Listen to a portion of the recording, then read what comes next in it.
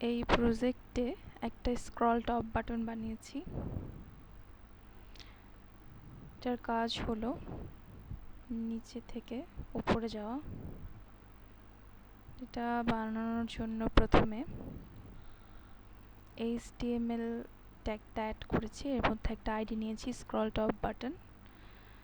এরপর এটার script code add করেছি, মানে jQuery কোড। সেটা হচ্ছে এই যে প্রথমে ডকুমেন্টটাকে রেডি করেছি, তার মধ্যে একটা ফাংশন দিয়েছি। এরপরে উইন্ডো স্ক্রল ফাংশন, উইন্ডোকে মানে উইন্ডোটাই স্ক্রল হবে যেহেতু, তাই এই উইন্ডোটাকে ধরে দেন স্ক্রল ফাংশন নিয়ে এর ভেতরে সেই উইন্ডো, এই দিস বলতে সেই উইন্ডোটাকেই বলা হচ্ছে, সেটার স্ক্রল টপ 150-এর কাছা, মানে 150-এর বেশি যখন হবে তখন সেটা অদৃশ্য হয়ে যাবে, যেটা এখানে মূলত হচ্ছিল। এই যে 150-এর বেশি হলেই সেটা অদৃশ্য হয়ে যাচ্ছিল।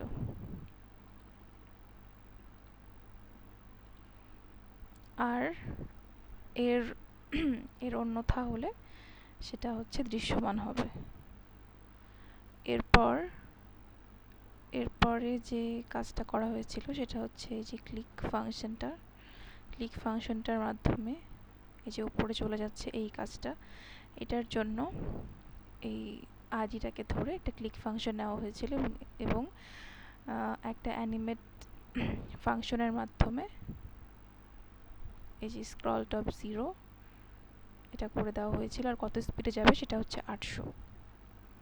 তো এভাবে মূলত কোডটা বানানো হয়েছিল। তো এটার স্টাইল যে কোড, সেটা স্টাইলিংয়ে যে কোড মানে কোডগুলো লেখা হয়েছিল সেটা একটু দেখাই। সেটা হচ্ছে এই আইডিটাকে ধরে সেটার white height, border radius, background colour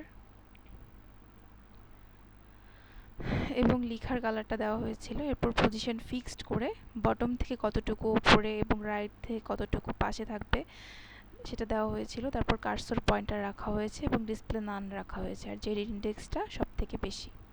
এভাবেই করা হয়েছিল।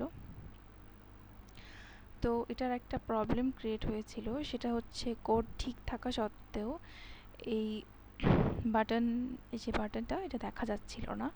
তো এটা মূলত প্রেসিডেন্সির কারণে হয়েছিল। অ্যাট ফার্স্ট কোডটা সবার লাস্টে করেছিলাম, এই যে এখানে করেছিলাম সবার লাস্টে।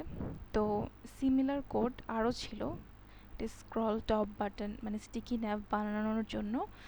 তো সিমিলার কোড থাকার কারণে এবং এই স্ক্রল টপ যে বাটনটা বানানো হলো সেই কোডটা সবার লাস্টে দেওয়ার কারণে প্রেসিডেন্সি ইস্যুর কারণে আসলে এটা কাজ করছিল না। তো যখন এটা সবার টপে আনা হলো তখনই আর এটা কাজ করলো।